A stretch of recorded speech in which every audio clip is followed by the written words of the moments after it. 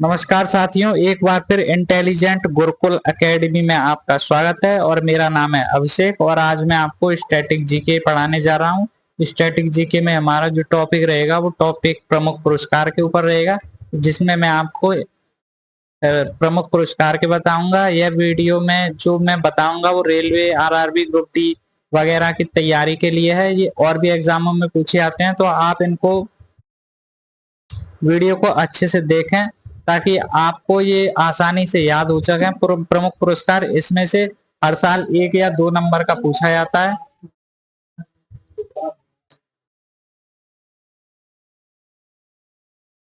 तो चलिए आज का हम अपना टॉपिक शुरू करते हैं।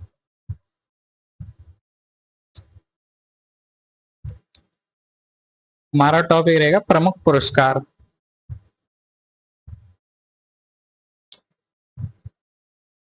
Nobel prize. तो सबसे पहले मैं आपको नोबेल प्राइज के बारे में बताने जा रहा हूँ। नोबेल प्राइज से इम्पोर्टेंट क्वेश्चन जो रेलवे, ग्रुप डी, एनटीपीसी और बहुत सारे एग्जामों में पूछे जाते हैं, तो इनको मैं अच्छे से आपको याद करा दूंगा, समझा दूंगा। ये वीडियो आपके लिए बहुत लाभदायक रहेगी, तो वीडियो को कृपया पूरा देखें। और आपको ये पीडीएफ हमारे डिस्क्रिप्शन लिंक में मिल जाएगी, तो वहां से आप हमारे वो डिस्क्रिप्शन लिंक से आप पीडीएफ को डाउनलोड करें, या आप हमारे टेलीग्राम चैनल को भी ज्वाइन कर सकते हैं, जिसमें आपको पीडीएफ नोट्स और गवर्नमेंट एग्जाम की तैयारी बिल्कुल मुफ्त में कराई जाती है। तो सबसे नोबेल पुरस्कार की जो घोषणा हुई थी वो 1900 में हुई थी। घोषणा नोबेल पुरस्कार की घोषणा 1900 में हुई थी। 1900 में, और उसकी जो शुरुआत हुई थी वो 1901 में हुई थी। यानी नोबेल पुरस्कार की घोषणा 1900 में हुई थी और नोबेल पुरस्कार जो प्रदान किया जाना था वो 1901 से नोबेल पुरस्कार देने लगे थे।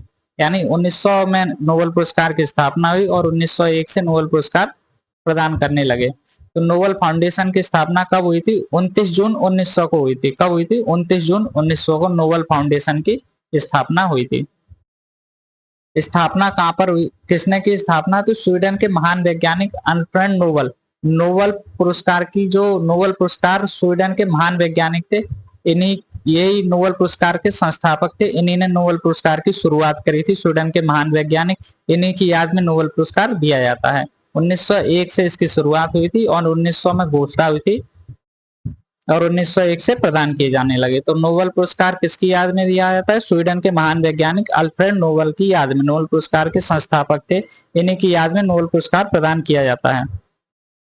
अल्फ्रेड नोबेल ने डायनामाइट, हाँ, डायनामाइट की खोज की। जो अल्फ्रेड नोबेल नोबेल नाम के व्यक्ति थे, इन्होंने डायनामाइट की खोज की और खोज 1867 में की थी। अल्फ्रेड नोबेल ने डायनामाइट की खोज कब की? 1867 में। और अगर एग्जाम में पूछा जाए डायनामाइट की खोज किसने की? अल्फ्रेड नोबेल ने। कब की? 1867 में। 1867 ईस्वी में अल्फ्रेड नोबेल ने डायनामाइट की खोज की थी। अगला प्रश्न, अल्फ्रेड नोबेल का जन्म कब हुआ था? तो अल्फ्रेड नोबेल का जन्म 1833 में हुआ था। कब हुआ था अल्फ्रेड नोबेल का जन्म? 1833 में हुआ था अल्फ्रेड नोबेल का जन्म।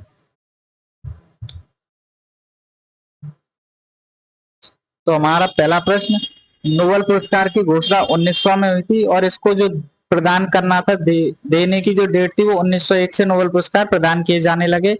और नोबेल फाउंडेशन की स्थापना की 29 जून 1900 को की गई थी। और ये नोबेल पुरस्कार के संस्थापक थे, जिन्होंने नोबेल पुरस्कार को चालू किया था, लागू किया था, अल्फ्रेड नोबेल ने किया था। इन्हीं की याद में नोबेल पुरस्कार दिया जाता है। इन्होंने डायनामाइट की खोज भी की थी 1868 में और इनका जन्म 1833 ईस्वी में हुआ था। चलिए नेक्स्ट पेज की ओर बढ़ते हैं। अल्फ्रेड नोबेल की मृत्यु 1896 में हुई थी। कब हुई थी? 1896 में। अल्फ्रेड नोबेल की मृत्यु 1896 में हुई थी।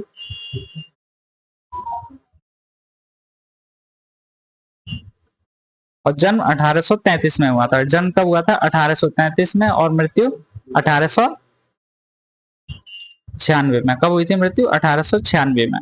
अगला प्रश्न, हाँ, तो जो अल्फ्रेड नोबेल थे, उन्होंने जो अपनी वसीयत थी, उन्होंने अपनी वसीयत लिखी। और वसीयत में क्या लिखा? वसीयत में लिखा कि उनकी जो धन है, उनका जो संपूर्ण धन है, उनसे जो मिलने वाली वार्षिक ब्याज, सालाना ब्याज है, उससे नोबेल पुरस्कार प्रदान किए जाए। उनकी वसीयत के अनुसार उनके जो संपूर्ण जो धन था, उससे जो वार्षिक ब्याज मिलती थी, उसी से नोबेल पुरस्कार देने प्रदान की जाए, ऐसा उनकी वसीयत में लिखा हुआ था। तो उनकी वसीयत के अनुसार उनके धन से मिलने वाले वार्षिक ब्याज से नोबेल पुरस्कार प्रदान किए जाएंगे। ये उनकी वसीयत थी। तो पेपर में पूछा भी आ सकता है कि ये क्वेश्चन, तो इसको याद कर लेना आप कि उनकी वसीयत के अनुसार उनके धन से मिलने वाले वार्षिक ब्याज से नोबेल पुरस्कार प्रदान किए जाएंगे। यह शुरुआत में 5 क्षेत्रों में दिया जाता था नोबेल पुरस्कार। शुरुआत में कितने क्षेत्रों में दिया जाता था? नोबेल पुरस्कार शुरुआत में 5 क्षेत्रों में दिया जाता। किन किन क्षेत्रों में दिया जाता था? तो पहला अपना साहित्य का, दूसरा है शांति का, तीसरा भौतिकी का, चौथा चिकित्सा का और पांचवा रसायन का। तो शुरुआत में 5 क्षेत्रों में दिया जाता था नोबेल पुरस्कार। और किसकी याद में? अल्फ्रेड नोबेल की याद में दिया जाता है। उनकी वसीयत के अनुसार उनकी जो संपूर्ण धन था उसका जो वार्षिक ब्याज मिलता था तो उससे नोबेल पुरस्कार प्रदान की जाए, ऐसा उनकी वसीयत में लिखा हुआ था। और शुरुआत में जो नोबेल पुरस्कार 5 क्षेत्रों में दिया जाता था, साहित्य, शांति, भौतिकी, चिकित्सा, रसायन, अर्थशास्त्र। इसके बाद नोबेल पुरस्कार इन 5 क्षेत्रों में जो दिया जाता था, इसके बाद 2 क्षेत्र और बढ़ा दिए गए थे शायद। तो ये पहला अर्थशास्त्र बढ़ा दिया गया था, अर्थशास्त्र क्षेत्र। तो अर्थशास्त्र के नोबेल की घोषणा, तो अर्थशास्त्र का जो क्षेत्र बढ़ा दिया था, शुरुआत में 5 क्षेत्रों में दिया जाने लगा, बाद में 2 क्षेत्र और बढ़ा दिए गए, जिनमें पहला है अर्थशास्त्र। तो अर्थशास्त्र के नोबेल पुरस्कार की घोषणा हुई, यानी अर्थशास्त्र के क्षेत्र में नोबेल पुरस्कार जो देने की घोषणा कब हुई? 1967 में हुई थी। 1967 के अनुसार अर्थशास्त्र के क्षेत्र में भी नोबेल पुरस्कार प्रदान किए जाएंगे। 1967 में घोषणा हुई थी और स्थापना 1967 में। पहले इसकी घोषणा हुई थी, फिर उसके बाद 1968 में ही इसकी स्थापना हुई थी कि अर्थशास्त्र के क्षेत्र में भी नोबेल पुरस्कार प्रदान किए जाएंगे। तो घोषणा 1967 में हुई, स्थापना 1968 में हुई। और ये अर्थशास्त्र के क्षेत्र में पहला नोबेल पुरस्कार दिया गया 1969 में। अर्थशास्त्र के क्षेत्र में पहला नोबेल पुरस्कार दिया गया 1969 में। यानी 67 में क्या हुआ था? 67 में इसकी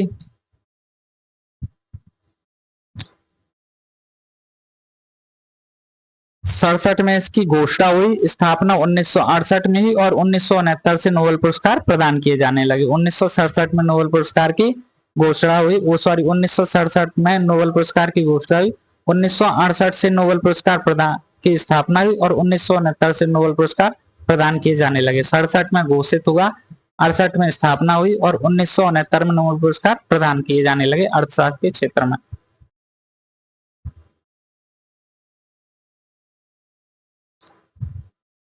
अर्थशास्त्र के क्षेत्र में पहला नोबेल दिया गया तो 1969 में अर्थशास्त्र के क्षेत्र में पहला नोबेल पुरस्कार दिया गया। पहले 5 क्षेत्रों पुरस्कार राशि, हाँ, तो पहले हमारे जो 5 क्षेत्र थे नोबेल पुरस्कार, शांति का, साहित्य का, रसायन का, भौतिकी का, चिकित्सा का, तो पहले जो 5 क्षेत्र थे उनकी जो पुरस्कार राशि थी उन्हें नोबेल फाउंडेशन द्वारा प्रदान की जाती थी। तो पहले 5 क्षेत्रों की पुरस्कार राशि कौन देता था? नोबेल फाउंडेशन देता था। पहले 5 क्षेत्रों की पुरस्कार राशि नोबेल फाउंडेशन देता था। अर्थशास्त्र, सॉरी ये गलत लिख गया यहाँ पे, अर्थशास्त्र है। अर्थशास्त्र क्षेत्र की पुरस्कार राशि, तो अर्थशास्त्र के क्षेत्र में जो नोबेल पुरस्कार बाद में प्रदान किया जाने लगा तो उसकी जो राशि कौन देता था? रिक्स बैंक देती थी। कौन देता था? रिक्स बैंक प्रदान करती थी। अर्थशास्त्र के क्षेत्र में नोबेल पुरस्कार प्रदान कर पुरस्कार राशि जो है वो रिक्स बैंक द्वारा दिया जाता था। और पहले जो 5 क्षेत्र थे उनकी राशि कौन देता था? तो उनकी राशि नोबेल फाउंडेशन देता था, लेकिन बाद में अर्थशास्त्र को भी जोड़ लिया गया और अर्थशास्त्र की राशि कौन देने लगा? रिक्स बैंक द्वारा प्रदान की जाने लगा। नोबेल पुरस्कार की घोषणा होती है, हाँ, तो नोबेल पुरस्कार की जो घोषणा होती है वो अक्टूबर महीने में होती है। कब होती है? अक्टूबर माह में होती है और ये 10 दिसंबर से देना प्रारंभ कर दिया। यानी नोबेल पुरस्कार प्रदान करने की घोषणा कब से होती है? अक्टूबर महीने में होती है और अक्टूबर महीने में नोबेल पुरस्कार प्रदान करने की घोषणा हो जाती है और इसके पश्चात 10 दिसंबर से नोबेल पुरस्कार 10 दिसंबर को नोबेल पुरस्कार प्रदान किए जाते हैं। ये कहाँ पर दिए जाते हैं नोबेल पुरस्कार? तो नोबेल पुरस्कार प्रत्येक वर्ष 10 दिसंबर को दिए जाते हैं और स्टॉकहोम, स्वीडन में दिए जाते हैं। कहाँ में? स्वीडन के स्टॉकहोम में। स्वीडन के स्टॉकहोम में नोबेल पुरस्कार प्रदान किए जाते हैं प्रत्येक वर्ष। शांति का नोबेल पुरस्कार कहाँ दिया जाता है? तो ये शांति का एकमात्र ऐसा नोबेल पुरस्कार है जो नॉर्वे की राजधानी ओस्लो में दिया जाता था और बाकी सारे नोबेल पुरस्कार कहाँ पर दिए जाते थे? स्वीडन के स्टॉकहोम में दिए जाते थे, स्वीडन के स्टॉक में। और इन शांति का नोबेल पुरस्कार नॉर्वे की राजधानी ओस्लो में दिया जाता है।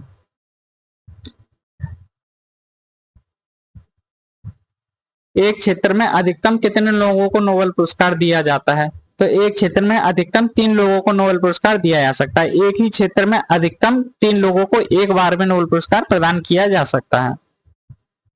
मरणोपरांत नोबेल पुरस्कार न देने का निर्णय किस वर्ष लिया गया था? तो 1974 में एक नियम बनाया गया था, जिसके अनुसार मरणोपरांत यानी जिस व्यक्ति की मृत्यु हो गई है उसको नोबेल पुरस्कार नहीं दिया जा सकता। ये नियम कब बनाया गया था? तो 1974 में ऐसा नियम बनाया गया था कि मरने के बाद व्यक्ति को नोबेल पुरस्कार प्रदान नहीं किया जा सके। अगला प्रश्न, अब तक कितने लोगों को मरणोपरांत नोबेल पुरस्कार दिया गया है? तो अब तक कुल 2 ऐसे व्यक्ति हैं जिन्हें मरणोपरांत नोबेल पुरस्कार दिया गया है, जिन्हें उनकी मृत्यु के उपरांत नोबेल पुरस्कार प्रदान किए गए हैं। वो कौन कौन से 2 व्यक्ति हैं? तो पहला व्यक्ति है डॉग हैमरशोल्ड, जिनको 1961 में नोबेल पुरस्कार दिया गया था, और दूसरे हैं एरिक एक्सेल। एरिक एक्सेल को 1931 में नोबेल पुरस्कार प्रदान किया गया। तो अब तक कुल 2 ऐसे व्यक्ति हैं जिनको मरणोपरांत नोबेल पुरस्कार प्रदान किया गया। पहले हैं डॉग हैमरशोल्ड और दूसरे हैं एरिक एक्सेल, जिनको 1931 में नोबेल पुरस्कार प्रदान किया गया। डॉग हैमरशोल्ड को 1961 में नोबेल पुरस्कार प्रदान किया गया। इसके बाद अगला प्रश्न, सबसे अधिक बार नोबेल पुरस्कार रेड क्रॉस को मिल रहा है। सबसे अधिक बार जो सबसे ज्यादा बार नोबेल पुरस्कार किसको मिला है? रेड क्रॉस को मिला है। और रेड क्रॉस को नोबेल पुरस्कार कब मिला? तो रेड क्रॉस को नोबेल पुरस्कार 3 बार मिल चुका है। पहला 1917, दूसरा 1944 और तीसरा 1963 में मिला है। तो सबसे अधिक बार नोबेल पुरस्कार रेड क्रॉस को मिला है और इसे 3 बार मिल चुका है, और 1917, 1944 और 1963 में नोबेल पुरस्कार लगातार मिले हैं। अगला क्वेश्चन, रेड क्रॉस के संस्थापक। तो रेड क्रॉस के संस्थापक कौन थे? Henry Dunant. हेनरी ड्यूनेंट कौन थे रेड क्रॉस के संस्थापक? Henry Dunant. हेनरी ड्यूनेंट को 1901 में शांति के लिए सबसे पहले नोबेल पुरस्कार मिला।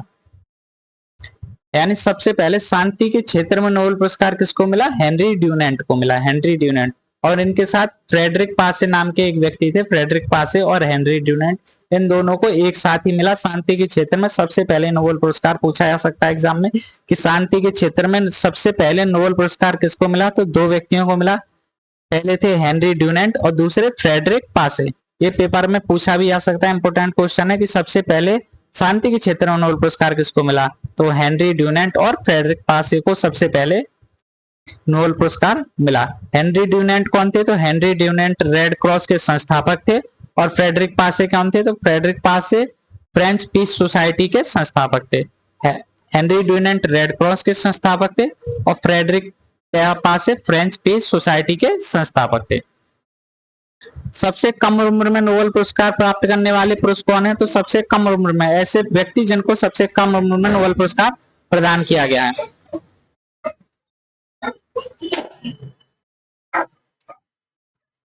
William Lawrence. विलियम लॉरेंस ऐसे व्यक्ति हैं जिनको सबसे पहले नोबेल पुरस्कार प्रदान किया गया सबसे कम उम्र में। यानी सबसे कम उम्र में नोबेल पुरस्कार प्राप्त करने वाले व्यक्ति विलियम लॉरेंस हैं, जिनको 25 साल की उम्र में नोबेल पुरस्कार दिया गया था। इनको भौतिकी के क्षेत्र में नोबेल पुरस्कार प्रदान किया गया था और 1915 में नोबेल पुरस्कार दिया गया था। तो सबसे कम उम्र में नोबेल पुरस्कार प्राप्त करने वाले व्यक्ति विलियम लॉरेंस है, 25 साल की उम्र में भौतिकी के क्षेत्र में, और सन 1915 में नोबेल पुरस्कार प्रदान किया गया था।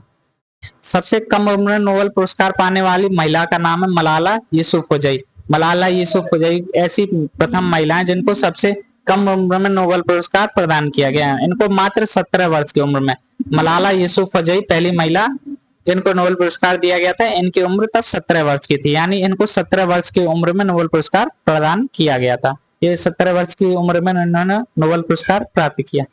तो पूछा जा सकता है पेपर में सबसे कम उम्र में नोबेल पुरस्कार पाने वाली महिला मलाला यूसुफजई, जिनको 17 वर्ष की आयु में नोबेल पुरस्कार प्रदान किया गया था। चलिए अगले प्रश्न की ओर बढ़ते हैं। मलाला यूसुफजई को शांति का नोबेल 2014 में मिला। तो मलाला यूसुफजई को शांति का नोबेल पुरस्कार प्रदान किया गया था, और कब किया गया था? तो 2014 में किया गया था। ये सबसे कम उम्र की महिला थी जिनको शांति का नोबेल पुरस्कार प्रदान किया गया था, 2014 में किया गया।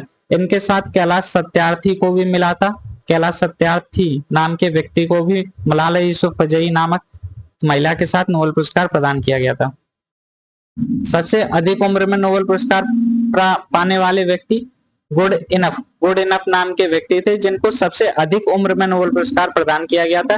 इन्होंने 97 वर्ष की उम्र में 97 वर्ष की आयु में 97 वर्ष की उम्र में नोबेल पुरस्कार प्रदान प्राप्त किया था। तो सबसे अधिक उम्र में नोबेल पुरस्कार पाने वाले व्यक्ति गुड इनफ, जिन्होंने 97 वर्ष की उम्र में नोबेल पुरस्कार प्राप्त किया था। 2 बार नोबेल पुरस्कार प्राप्त करने वाले 5 व्यक्ति। तो 5 ऐसे व्यक्तियों की अब मैं आपको सूची बताने जा रहा हूं जिनको 2 बार नोबेल पुरस्कार दिए। ये पेपर में बहुत महत्वपूर्ण है, इनको याद करने की मैं आपको ट्रिक भी बताऊंगा। तो चलिए हम अब 5 ऐसे लोगों के बारे में देखते हैं जिनको 2 बार नोबेल पुरस्कार, कम से कम 2 बार नोबेल पुरस्कार दिए गए हैं। तो पहले हैं अपने मैडम क्यूरी। मैडम क्यूरी को 1903 में नोबेल पुरस्कार दिया गया था। इनको भौतिकी और रसायन 2 क्षेत्रों में नोबेल पुरस्कार दिया गया था। मैडम क्यूरी को किसमें? भौतिकी और रसायन 2 क्षेत्रों में नोबेल पुरस्कार 1903 में दिए गए थे। भौतिकी में जो इनका सब्जेक्ट था वो रेडियो सक्रियता थी, और रसायन में रेडियम निष्कर्षण के लिए इनको रसायन का नोबेल पुरस्कार दिया गया था। भौतिकी में रेडियो सक्रियता के लिए इनको नोबेल पुरस्कार दिया गया था, और रसायन में रेडियम निष्कर्षण के लिए इनको 1911 में रसायन के क्षेत्र में नोबेल पुरस्कार दिया गया था। इसके बाद अपने जॉन बार्डीन नामक व्यक्ति को नोबेल पुरस्कार 2 बार दिया गया था। इनको दोनों बार जो नोबेल पुरस्कार दिया गया था वो केवल भौतिकी के क्षेत्र में दिया गया था। 1956 में दिया गया था एक, और दूसरा नोबेल पुरस्कार 1972 में दिया गया था। पहला इनको ट्रांजिस्टर की खोज के लिए दिया गया था, और दूसरा अतिचालकता के लिए दिया गया था, जो कि भौतिकी विषय के अंतर्गत आते हैं। तो जॉन बार्डीन नामक व्यक्ति को 2 बार नोबेल पुरस्कार प्रदान किया गया। पहले मैडम क्यूरी है, दूसरा जॉन बार्डीन है। ये याद रखना बस, मैडम क्यूरी को किन क्षेत्रों में नोबेल पुरस्कार मिला है। तो मैडम क्यूरी को भौतिक और रासायनिक दोनों क्षेत्रों में नोबेल पुरस्कार मिला है। जॉन बार्डीन को किन क्षेत्रों में नोबेल पुरस्कार मिला है? तो जॉन बार्डीन को भौतिकी, दोनों बार भौतिकी के क्षेत्र में ही नोबेल पुरस्कार मिला है। इसके बाद अगला क्वेश्चन आता है लिनस पॉलिंग को 2 बार नोबेल पुरस्कार मिला है, और किन क्षेत्रों में मिला है? एक रसायन के मिला है, और दूसरा शांति के क्षेत्र में नोबेल पुरस्कार मिला है। लिनस पॉलिंग नाम। फ्रेडरिक सेंगर को 2 बार मिला है नोबेल पुरस्कार, और दोनों ही बार रसायन के क्षेत्र में इनको नोबेल पुरस्कार मिला है। पहला 1998 में मिला था, और दूसरा 1980 में मिला। इसके बाद नेक्स्ट आता है अपना कार्ल बेरी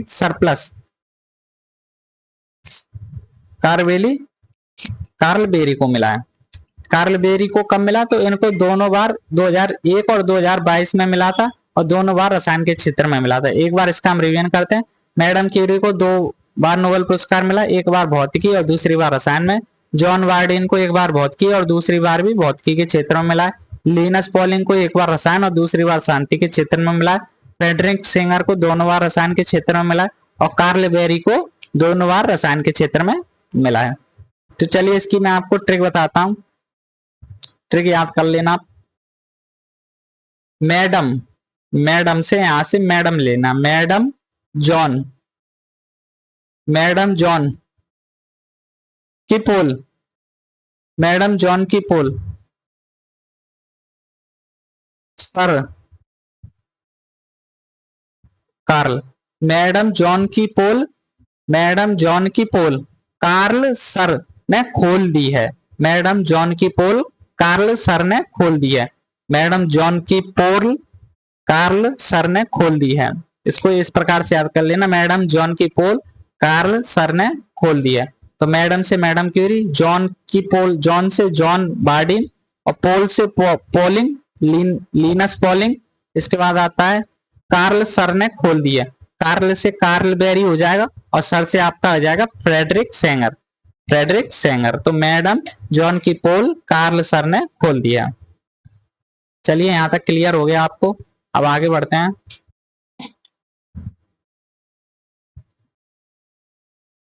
नोबेल पुरस्कार पाने वाले भारतीय मूल के व्यक्ति। अब हम ऐसे व्यक्तियों के बारे में अध्ययन करेंगे जो भारतीय थे और उनको नोबेल पुरस्कार प्रदान किए गए हैं। ये इंपोर्टेंट यहाँ से क्वेश्चन बनते हैं जो पेपर में पूछे जाते हैं। तो चलिए शुरू करते हैं।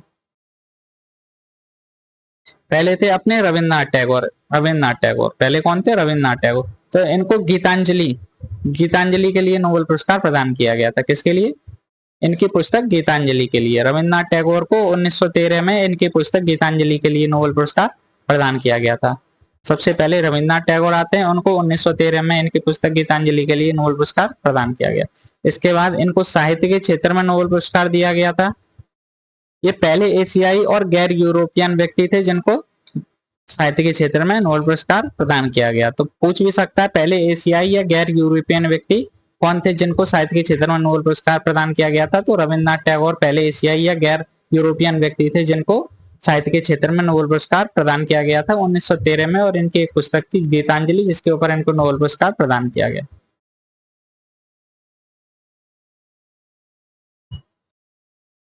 अगले थे अपने सीवी रमन। सीवी रमन, इनको भौतिकी के क्षेत्र में नोबेल पुरस्कार प्रदान किया गया था। भौतिकी के क्षेत्र में, ये मोस्ट इंपोर्टेंट क्वेश्चन है कि सीवी रमन को किस क्षेत्र में नोबेल पुरस्कार प्रदान किया गया था। भौतिकी के क्षेत्र में नोबेल पुरस्कार प्रदान किया गया था। और इनको 1930 में इन्होंने रमन प्रभाव के लिए भौतिकी के क्षेत्र में नोबेल पुरस्कार प्रदान किया, जिस कारण रमन प्रभाव के लिए इन्हें, यानी भौतिक विज्ञान से इंपोर्टेंट है, भौतिक विज्ञान विज्ञान दिवस इन्हीं के लिए मनाया जाता है। इन्हीं की इस खोज के लिए इन्होंने रमन प्रभाव के लिए भौतिकी के क्षेत्र में नोबेल पुरस्कार प्राप्त मिला इनको। तो रमन प्रभाव के लिए तो इन्हीं के लिए 28 फरवरी को प्रत्येक वर्ष विज्ञान दिवस मनाया था। सीवी रमन के कारण, इनकी इस खोज के कारण, इन्होंने रमन प्रभाव की खोज की, इसलिए इनको नोबेल पुरस्कार भी प्रदान किया गया। किसके क्षेत्र में? भौतिकी के क्षेत्र में नोबेल पुरस्कार प्रदान किया इनके रमन प्रभाव के लिए। और इन्हीं के कारण 28 फरवरी को प्रत्येक वर्ष विज्ञान दिवस मनाया जाता है, इसी उपलब्धि में, क्योंकि उन्होंने रमन प्रभाव की खोज की। चलिए अगले प्रश्न की ओर बढ़ते हैं। डॉक्टर हरगोविंद खुराना, कौन? डॉक्टर हरगोविंद खुराना, इनको कृत्रिम जीन संश्लेषण के लिए नोबेल पुरस्कार प्रदान किया गया था। कृत्रिम जीन संश्लेषण के लिए, किसके लिए? कृत्रिम जीन संश्लेषण के लिए चिकित्सा के क्षेत्र में नोबेल पुरस्कार प्रदान। ये दो चीज बहुत इंपॉर्टेंट है, इनको आप अच्छे से याद कर लेना कि किस कारण नोबेल पुरस्कार दिया गया था और किसके क्षेत्र में दिया गया था। तो इनको कृत्रिम जीन संश्लेषण के लिए दिया गया था, और किसके क्षेत्र में दिया गया था? चिकित्सा के क्षेत्र में दिया गया था। किसके क्षेत्र में दिया गया था? चिकित्सा के क्षेत्र में। आगे बढ़ते हैं। मदर टेरेसा को 1979 में शांति का नोबेल पुरस्कार मिला, यानी इनको शांति किस क्षेत्र में दिया गया था? शांति के क्षेत्र में नोबेल पुरस्कार दिया गया था। मदर टेरेसा को 1979 में शांति के क्षेत्र में नोबेल पुरस्कार दिया गया था। और मदर टेरेसा कहाँ की निवासी थी? अल्बानिया की निवासी थी। अल्बानिया भारत की निवासी नहीं थी, लेकिन इनको फिर भी भारत की नागरिकता प्रदान की गई। इन्होंने भारत की नागरिकता ली। तो भारत की नागरिकता कब प्राप्त की इन्होंने? 1948 में भारत की नागरिकता प्राप्त की। इन्होंने शांति के क्षेत्र में नोबेल पुरस्कार मिला, अल्बानिया की निवासी थी, और भारत की नागरिकता इन्होंने प्राप्त की। यहाँ से 3 क्वेश्चन बनते हैं, तीनों मैंने आपको क्लियर करा दिए हैं। शांति के क्षेत्र में मदर टेरेसा को नोबेल पुरस्कार मिला था। मदर टेरेसा कहाँ की निवासी थी? अल्बानिया की निवासी थी। 1948 में इन्होंने भारत की नागरिकता प्राप्त की या स्वीकार की, कुछ भी कह सकते हैं आप। सुब्रमण्यम चंद्रशेखर, इनको भौतिकी के क्षेत्र में नोबेल पुरस्कार प्रदान किया गया था। किसके क्षेत्र में? भौतिकी के क्षेत्र में नोबेल पुरस्कार प्रदान किया गया था। सन आप याद रख सकते हो 1983 में। कब? 1983 में भौतिकी के क्षेत्र में सुब्रमण्यम चंद्रशेखर को नोबेल पुरस्कार प्रदान किया गया था, या इन्होंने नोबेल पुरस्कार प्राप्त किया। इसके बाद अगले व्यक्ति आते हैं अपने अमर्त्य सेन। कौन? अमर्त्य सेन, इनको इनकी कल्याणकारी अर्थशास्त्र के लिए, कल्याणकारी अर्थशास्त्र के लिए नोबेल पुरस्कार प्रदान किया गया था। किसके लिए? कल्याणकारी अर्थशास्त्र के लिए। कल्याणकारी ये हो गया इनका विषय, और अर्थशास्त्र के क्षेत्र में नोबेल पुरस्कार प्रदान किया गया था।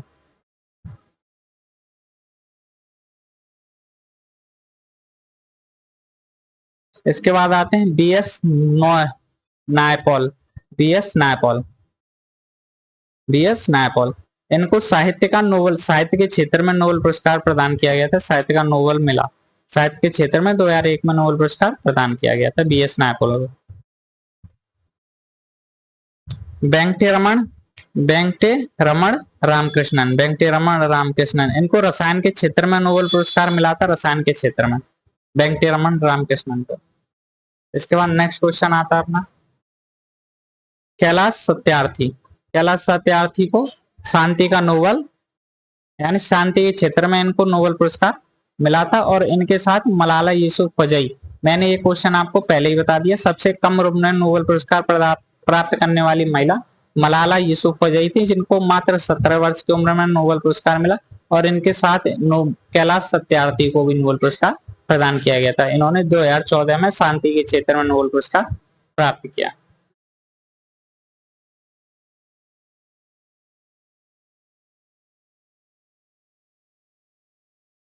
इसके बाद अगला क्वेश्चन है अभिजीत बनर्जी। अभिजीत बनर्जी, तो इनको अर्थशास्त्र के क्षेत्र में नोबेल पुरस्कार प्राप्त मिला, अर्थशास्त्र के क्षेत्र में इन्होंने नोबेल पुरस्कार प्रदान किया। तो चलिए आज की अपनी वीडियो यहीं समाप्त होती है। आगे का पार्ट 2 आपको नेक्स्ट वीडियो के डिस्क्रिप्शन बॉक्स में लिंक मिलेगी, वहां से आप जाके इसके सेकंड पार्ट को भी देख सकते हैं। अगर आपको वीडियो अच्छी लगी हो तो चैनल को लाइक सब्सक्राइब जरूर कीजिएगा, ताकि आप हमारी आने वाली वीडियो आप तक पहुंच सके। और इसकी जो पीडीएफ है हमारे टेलीग्राम चैनल पर मिल जाएगी, तो टेलीग्राम चैनल को जरूर ज्वाइन कर लीजिएगा, ताकि आपको इससे रिलेटेड पीडीएफ और भी गवर्नमेंट एग्जाम की सारी बुक्स नोट्स या फ्री लेक्चर प्रोवाइड फ्री में किए जाते हैं वहां पर टेलीग्राम चैनल पर। धन्यवाद, नमस्कार।